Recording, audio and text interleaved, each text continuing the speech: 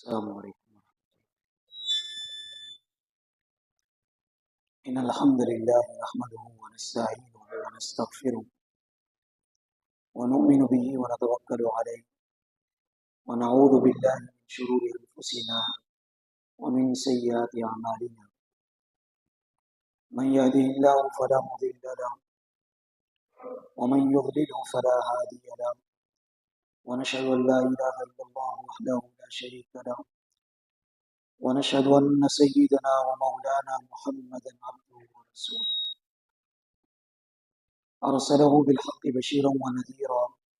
وداعيا إلى الله بإذنه وسراجا. أما بعد فأعوذ بالله من الشيطان الرجيم. بسم الله الرحمن الرحيم. والسابقون الأولون من المهاجرين والأنصار والذين اتبعوهم بإحسان رضي الله عنهم ورضوا عنه. وقال رسول الله صلى الله عليه وسلم لمعاوية رضي الله تعالى عنها: اللهم علمه الكتاب والحساب وقه العذاب، أو كما قال صلى الله عليه وسلم.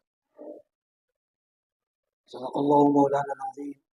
وصدق رسوله النبي الكريم ونحن على ذلك لمن الشاهدين والشاكرين والحمد لله رب العالمين. درود شریف. اللهم صل على محمد وعلى آل محمد كما صليت على إبراهيم وعلى آل إبراهيم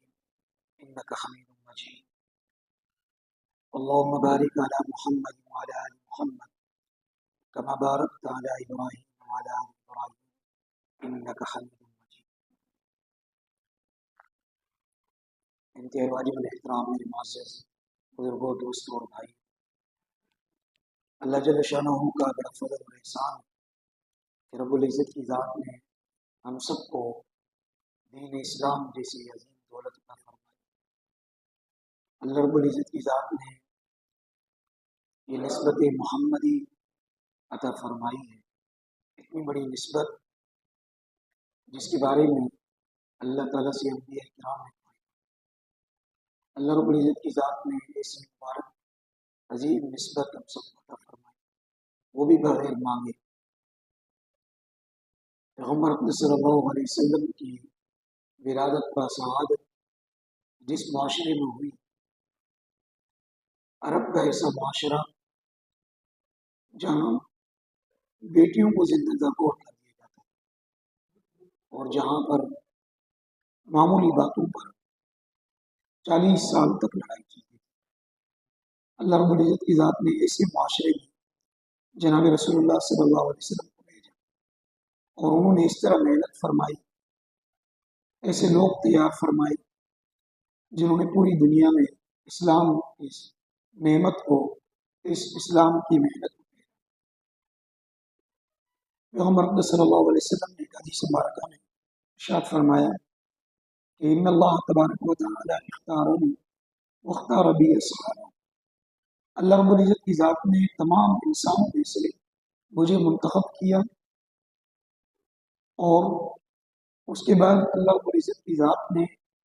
میری امت میں سے میرے صحابہ کو منتخب کیا. جس طرح پیغمبر صلی اللہ علیہ وسلم کا انتخاب ہوا، اسی طرح حضرات صحابہ کرام کا بھی انتخاب. اور پیغمبر صلی اللہ علیہ وسلم کی شان، آپ کا مقام، جن کو امام الانبیاء سید الانبیاء بنایا، جن کے بارے میں وما ارسلناک الا رحمۃ للعالمین، اتنا بڑا اللہ رب العزت نے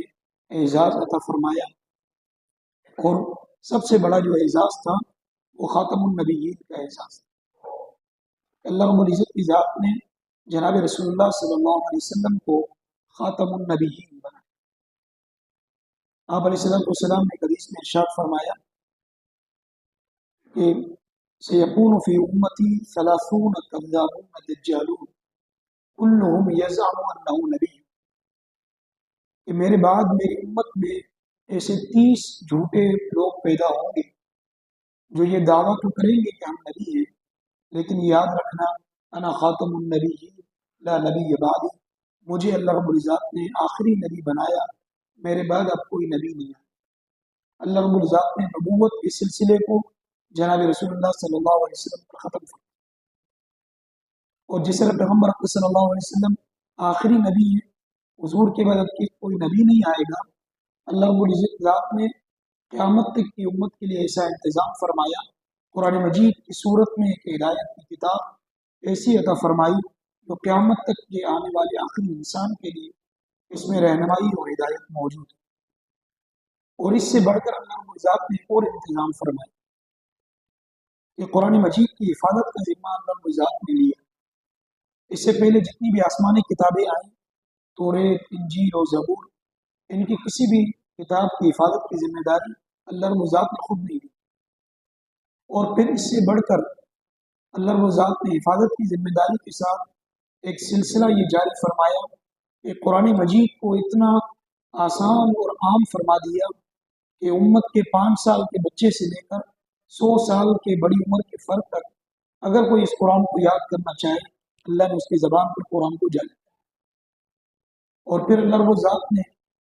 جس طرح پیغمبر علیہ السلام کو انتخاب فرمایا، اب چونکہ آپ آخری نبی ہیں، آپ کے بعد قیامت تک کے لیے کوئی نبی نہیں آئے گا، اب اس شریعت کو اللہ تعالیٰ نے محفوظ فرمانے کے لیے جس جماعت کا انتخاب فرمایا، یہ حضرات صحابہ کرام کی وہ مبارک جماعت جن کے بارے میں اللہ رب العزت قرآن مجید میں ارشاد فرماتے ہیں، محمد رسول اللہ والذین معہ اشداء علی الکفار رحماء بینہم،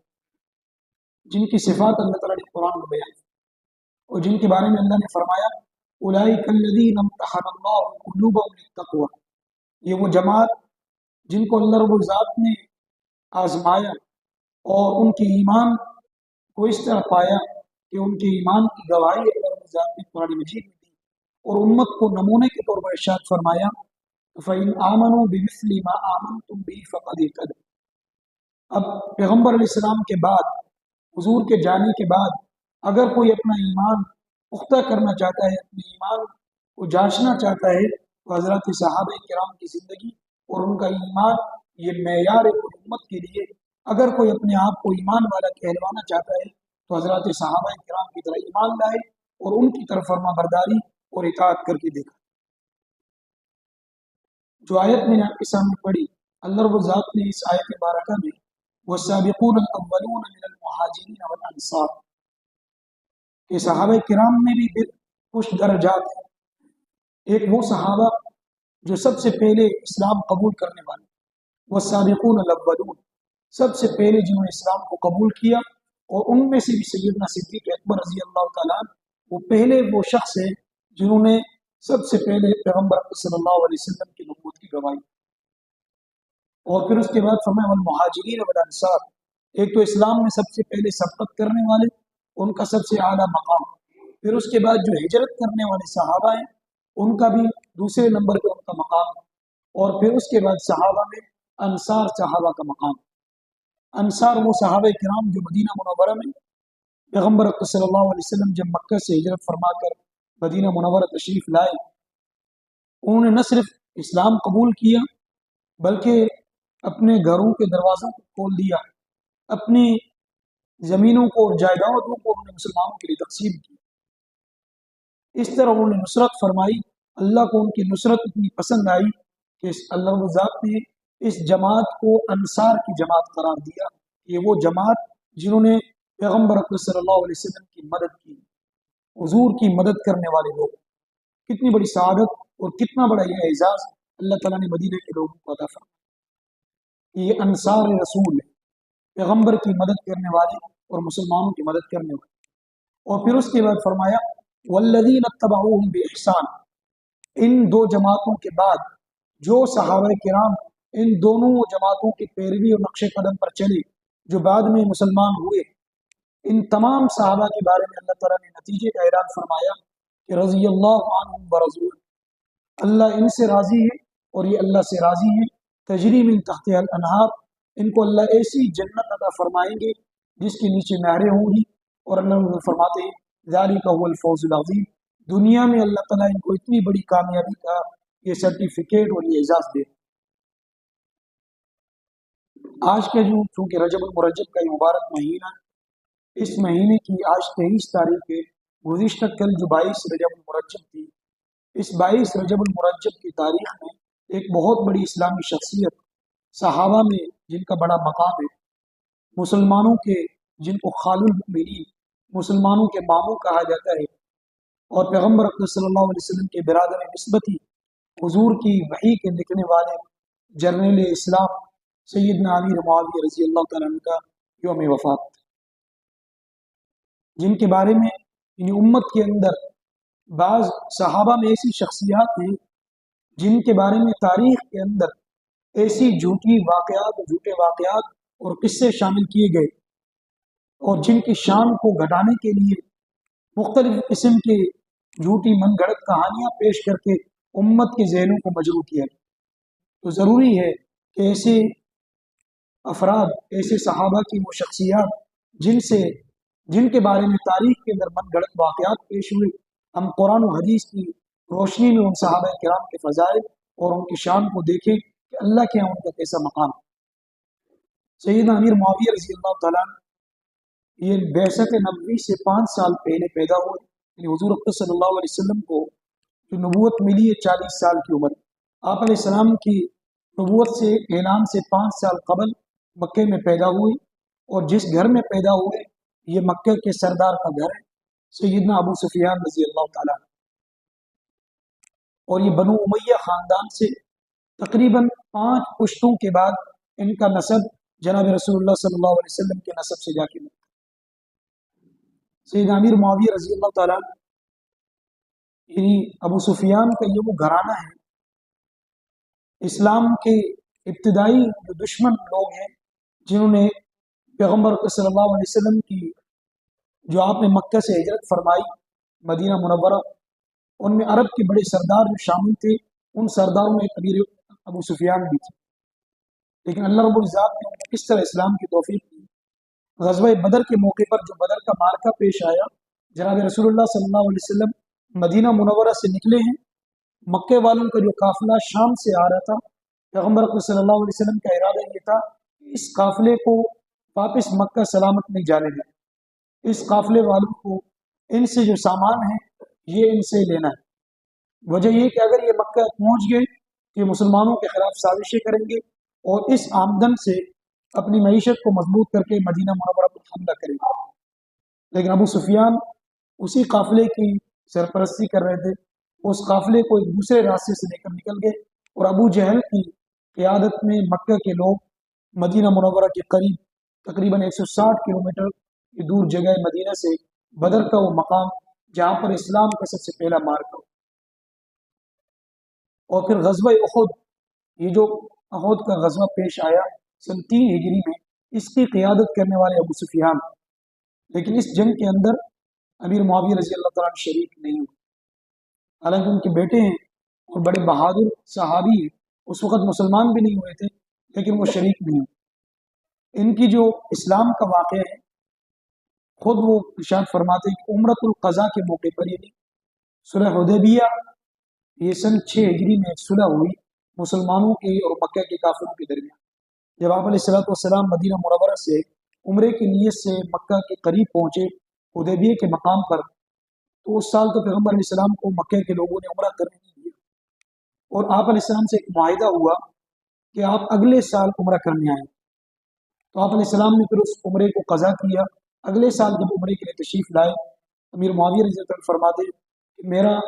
میں نے اس وقت اسلام قبول کر لیا تھا، لیکن میں نے اپنے اسلام کو ظاہر نہیں کیا۔ یعنی جو 8 ہجری میں جب پیغمبر علیہ السلام نے مکہ کو فتح کیا، اس موقع پر امیر معاویہ رضی اللہ عنہ مسلمان، اور اس کے بعد آپ علیہ السلام کے ایسے خاص بھی بنے، مکہ سے پھر مدینہ منورہ یہ آپ علیہ السلام کے ساتھ سفر میں شامل ہوئے۔ اس کے بعد کے جو غزوات ہیں، غزوہ حنین میں بھی آپ کے ساتھ تھے، غزوہ طائف میں بھی حضور کے ساتھ تھے۔ مدینہ منورہ میں جب یہ پہنچے، یہ عرب کے ان چند لوگوں میں سے جنہوں نے ابتدائی عمر میں لکھنا پڑھنا سیکھ لیا، انہیں عرب میں لکھنے پڑھنے کا رواج نہیں تھا، اور اسی صفت کی وجہ سے پھر ایک اور بڑی وجہ آپ علیہ السلام سے قربت کی یہ بھی تھی،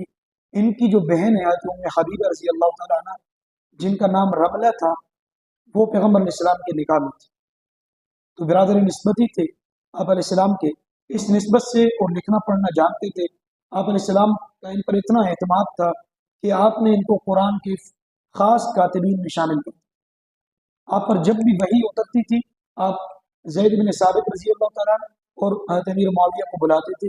اور ان سے اپنے قرآن کی کتابت کرواتے۔ وہ خود فرماتے ہیں کہ جب سورہ عنکبوت نازل ہوئی، پیغمبر اکرم صلی اللہ علیہ وسلم نے مجھے بلایا اور مجھے فرمایا کہ بسم اللہ الرحمن الرحیم ابتدا میں لکھیں، پھر اس کی ترتیب بتائی۔ یعنی ابتدا میں جو کتابت کے اندر بسم اللہ کو آپ علیہ السلام نے فرمایا کس طرح لکھنا ہے، اور پھر فرمایا کہ با کو اس طرح لکھنا ہے، سین کو کس طرح لکھنا ہے، میم کو آپ نے کس طرح درمیان کے اندر یعنی بالکل ملا کے نہیں لکھنا، میم کو کشادہ کر کے لکھنا ہے، رحمان الرحیم کو کس طرح لکھنا ہے، کہ آپ علیہ السلام نے مجھے بسم اللہ لکھنا سکھایا، اور اس طرح یہ کاتب وحی بنے۔ اور آپ علیہ السلام کا اتنا ان پر اعتماد تھا، عبداللہ بن عباس فرماتے ہیں کہ ایک موقع پر جناب رسول اللہ صلی اللہ علیہ وسلم نے مجھے فرمایا کہ معاویہ کو بلاؤ۔ میں ان کو بلانے کے لیے گیا تو وہ کھانا کھا رہے ہیں، تو میں واپس آپ علیہ السلام کے پاس آیا، میں نے عرض کیا رسول اللہ وہ کھانا کھا رہے ہیں۔ آپ نے دوبارہ فرمایا کہ ان کو بلائے۔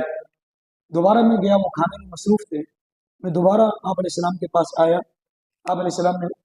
میں نے بتایا کہ وہ کھانے میں مصروف، تو یہ پھر آپ علیہ السلام نے تیسری مرتبہ ان کو بلایا۔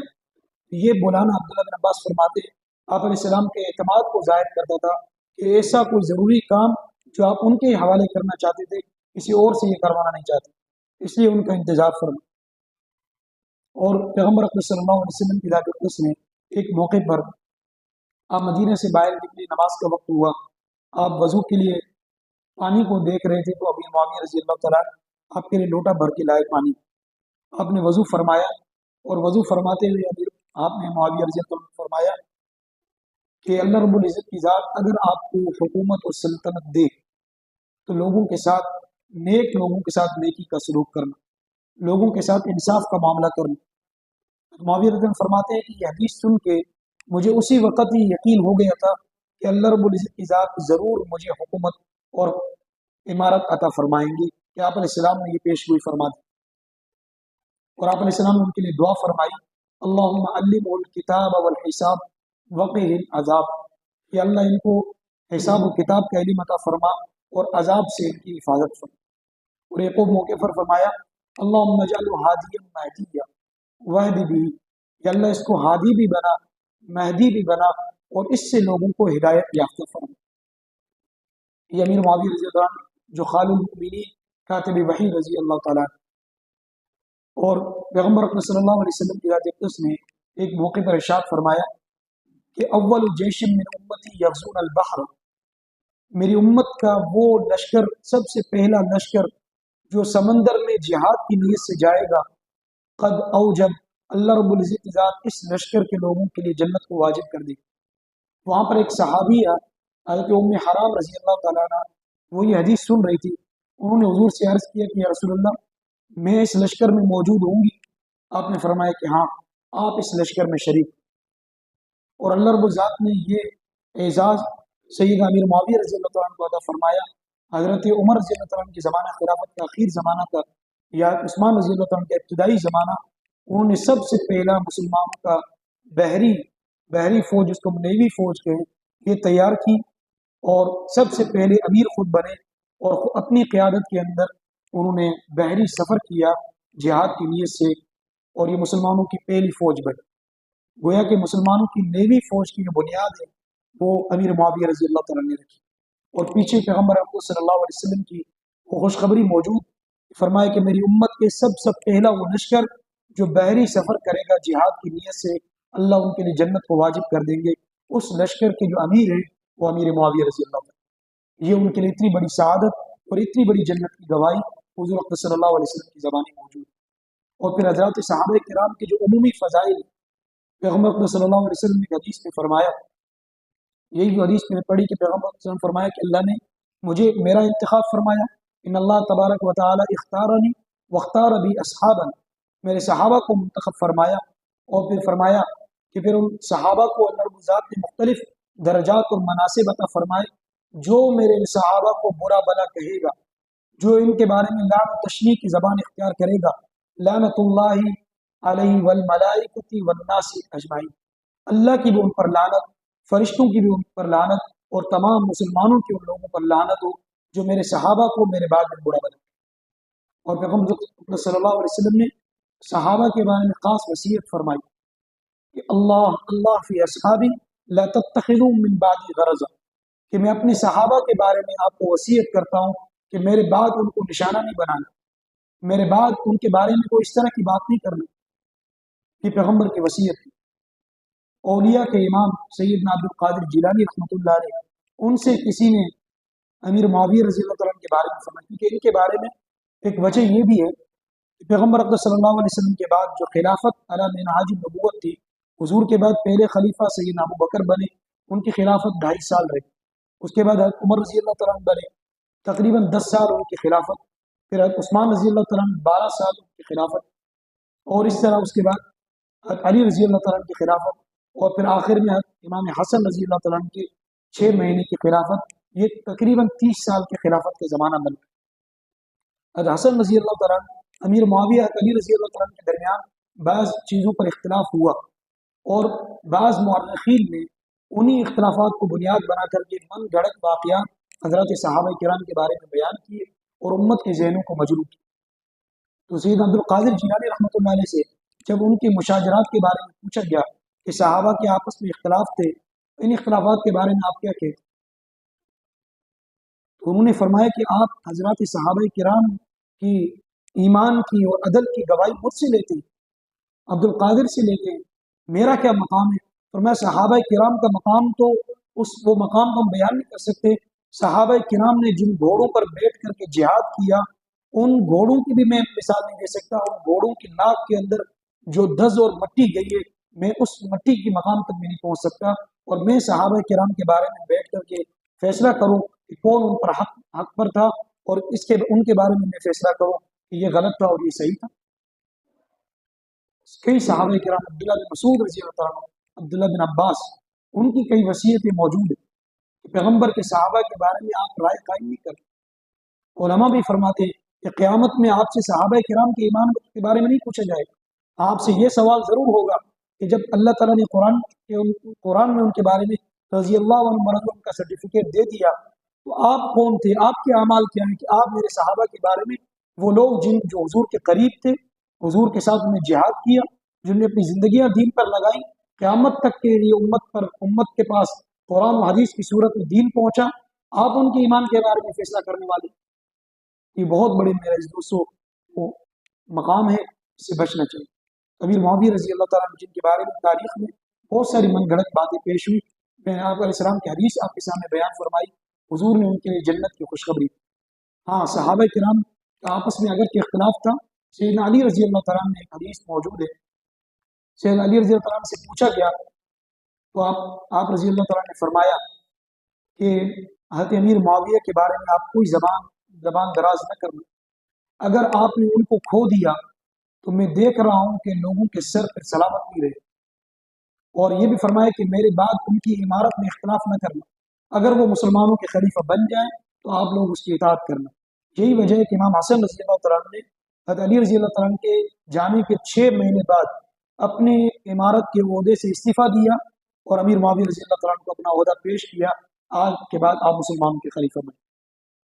اور حسن رضی اللہ عنہ کے بارے میں پیغمبر صلی اللہ علیہ وسلم نے خوشخبری دی کہ یہ وہ میرا بیٹا ہے جو امت کے 2 فرقوں، 2 جماعتوں کے درمیان صلح کروائے گا اور صلح کا سبب بنے گا، امام حسن رضی اللہ عنہ۔ تو یہ صلح ہوئی، اور امیر معاویہ رضی اللہ عنہ کے جو کارنامے اور ان کی جو خدمات ہیں اس امت کے لیے، یہ 20 سال 44 سال تک گورنر رہے دمشق کے۔ حضرت عمر رضی اللہ عنہ کے زمانے خلافت میں دمشق کے گورنر بنے، حضرت عثمان رضی اللہ عنہ کے زمانے کے اندر بھی گورنر رہے، اور اس کے بعد میں جب امام حسن رضی اللہ عنہ کے بعد خلافت سنبھالی، جب ان کے پاس خلافت آئی 44 لاکھ مربع میل پر مسلمانوں کی حکومت تھی، لیکن جب 60 ہجری میں ان کا انتقال ہوا، 22 رجب المرجب سن 60 ہجری میں، اس وقت 64 لاکھ مربع میل پر مسلمانوں کی حکومت تھی۔ ہمارے بر صغیر کے اندر یہ سندھ کا بہت سارا حصہ، اور افغانستان کے کابل اور قندھار، اور افریقہ کے بحر اوقیانوس تک، اور یورپ کے استنبول تک، یہ تمام سرحدیں مسلمانوں کی حکومت میں شامل تھی، اور اس کی جو کہ یعنی اس کی جو جرنیل تھے سید امیر معاویہ رضی اللہ عنہ، 20 لاکھ مربع میل انہوں نے اپنے زمانے عمارت کے اندر، اپنی خلافت کے اندر انہوں نے فتوحات کی۔ اللہ نے مجھے ایسا بڑا مقام عطا فرمایا کہ امیر معاویہ رضی اللہ تعالیٰ عنہ جو پیغمبر اکرم صلی اللہ علیہ وسلم کے برادر نسبتی خال المؤمنین اور کاتب وحی رضی اللہ تعالیٰ نے، جن کے بارے میں پیغمبر کی اتنی گواہیاں موجود ہیں، اللہ رب سے دعا ہے کہ اللہ تعالیٰ ہمیں تمام صحابہ کرام سے سچی محبت نصیب فرمائے۔ اللہ رب العزت ہمارے دلوں کو ان کی کینوں سے، ان کے بارے میں نفاق سے اور ان کے بارے میں کسی بھی قسم کی بری بات سے اللہ ہمارے دلوں کی حفاظت فرمائے، محفوظ فرمائے۔ اور جو لوگ ان کے بارے میں اس طرح کی بکواسات کرتے ہیں، اگر ان کے مقدر میں ہدایت ہے، اللہ ان کو ہدایت دے، ورنہ دنیا میں اللہ تعالیٰ ان کو انجام سے بچائے۔